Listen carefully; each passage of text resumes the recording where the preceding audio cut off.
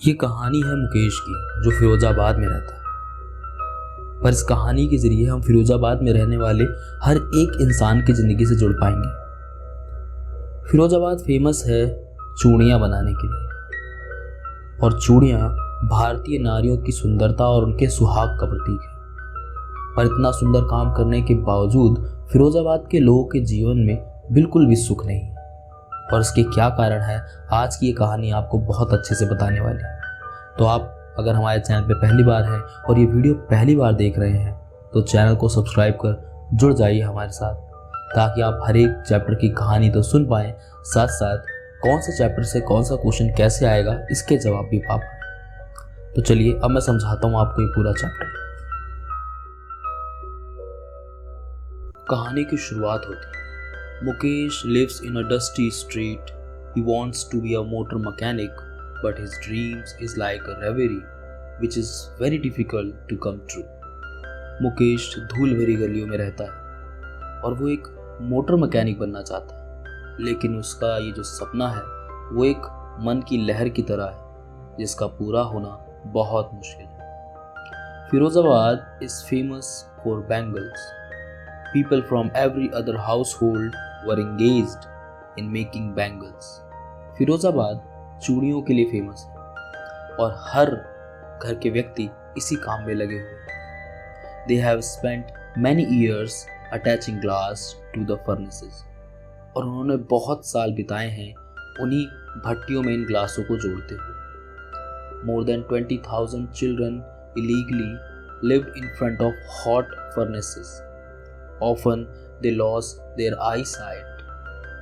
20,000 से भी ज़्यादा बच्चे अवैध रूप से इन गर्म भट्टियों के सामने इस काम में लगे हुए। अक्सर ये अपनी आंखों की जो रोशनी है उसे खो देते हैं। The law, rule and regulation was not even there. कोई भी नीति, नियम, कायदे कानून नहीं है वहाँ पर। The people of Firozabad lived in very stinking street where the garbage was always spread. Firozabad के लोग ऐसी जगह रहते हैं जहाँ पर चारों तरफ बदबू और कूड़ा कचरा फैला हुआ।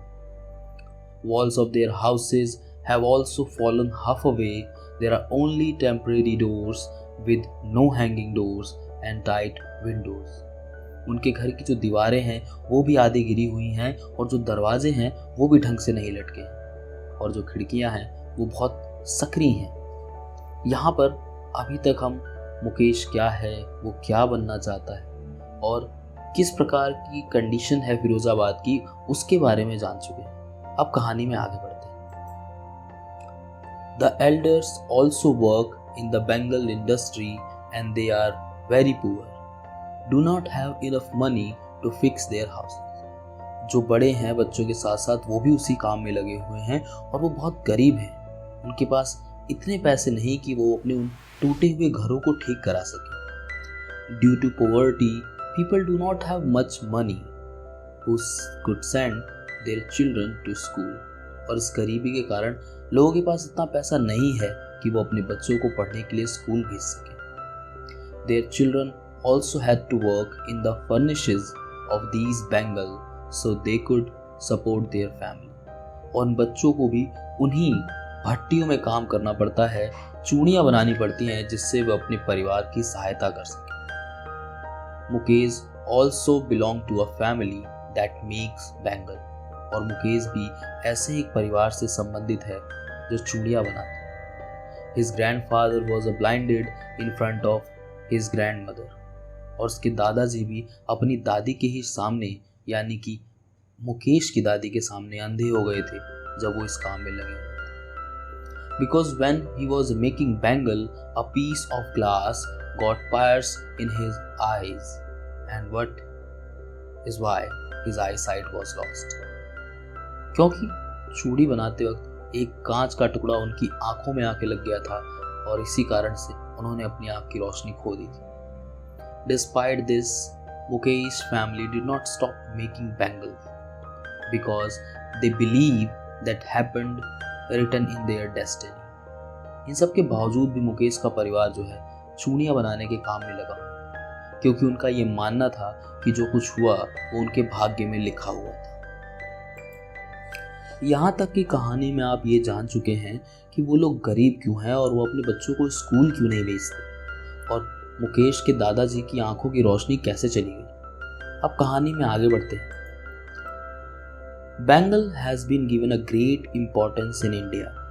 With enhanced the beauty of woman's wrist, Bengal considered to be a sign of सुहाग and worn by married women.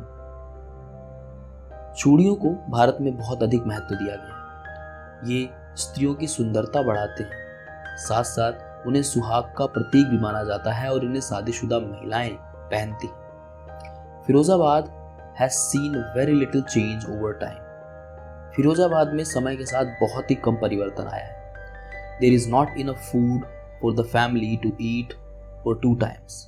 यहाँ पर अभी भी परिवारों के पास भरपेट खाना खाने के लिए पैसे नहीं हैं। उनके पास 2 टाइम भरपेट खाना खाने के लिए भी नहीं। They do not even have enough money to continue business of making bangles and can do any other work.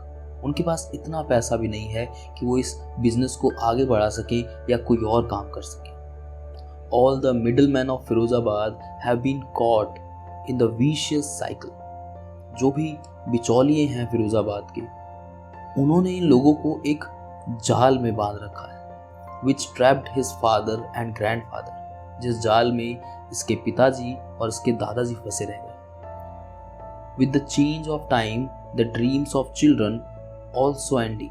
समय के साथ साथ इन बच्चों के जो सपने हैं वो भी समाप्त हो जाते हैं। That's how they ruin childhood. और इसी तरीके से वो जो लोग हैं वो इनका बचपन भी बर्बाद कर देते हैं। जैसे कि कहानी का नाम ही है लॉस्ट स्प्रिंग, जो कि बचपन से ही जुड़ा हुआ है। हमारी उम्र के अलग अलग पड़ाव में जो बचपन है उसे वसंत माना जाता है। और इसीलिए इन दोनों ही कहानियों में, अगर आपने पिछली वाली कहानी की वीडियो नहीं देखी है तो उसे जरूर देखिएगा। इन दोनों ही कहानियों में पता चलता है कि कैसे जीवन के हालात बच्चों से उनका बचपना छीन लेते हैं। The people of Firozabad are not able to get their lives right because middleman exploited them. Firozabad के जो लोग हैं वो अपने जीवन को सही राह पे नहीं ला पाते, क्योंकि ये जो बिचौलिए हैं इन्होंने उनका बहुत शोषण किया है। These people are very poor. They do not have much money, so borrow money from money lenders. ये लोग इतने गरीब हैं कि इनके पास ज़्यादा पैसे नहीं हैं, इस कारण इन्हें उन साहूकारों से पैसा उधार लेना पड़ता है। और when they are unable to return the money, the policemen also torture them, and for this reason they fall into a special circle of poverty from which they never get out. और जब वो उस पैसे को नहीं चुका पाते हैं तो फिर पुलिस वाले जो हैं वो उन्हें टॉर्चर करते हैं और उसके बाद वो एक ऐसे गरीबी के जाल में फंस जाते हैं जिससे वो कभी बाहर नहीं आ पाते। यहाँ पे आपको ये बात पता चल चुकी है कि इतना बड़ा काम करने के बावजूद भी आखिर वो क्यों गरीब हैं और लगातार गरीब ही क्यों बने। Mukesh is a little different from all this. Mukesh इन सभी चीज़ों से थोड़ा अलग है। He has some new dreams. उसके कुछ नए सपने हैं। When the narrator meets Mukesh, ask him if you will fly a plane.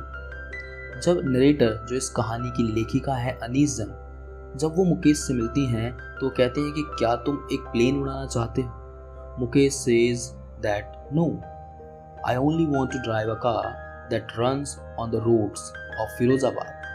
Mukesh कहता है कि नहीं, मैं सिर्फ एक कार चलाना चाहता हूँ जो फिरोजाबाद की सड़कों पर चलती है। The narrator asked him to do that because he used to fly the aeroplane many times from Firozabad. और नरेटर मुकेश से ऐसा इसलिए पूछती है कि वो कई बार उसी एरोप्लेन के जरिए फिरोजाबाद के ऊपर से उड़कर जाती है। और इसी के बाद ये कहानी भी खत्म हो जाती है। तो इस कहानी का जो पूरा मोटिव है वो ये बताना है कि फिरोजाबाद में इतना बड़ा काम करने वाले इन लोगों के जीवन में इतना दुख क्यों है और इन सब के बीच में मुकेश के सपने अलग क्यों हैं।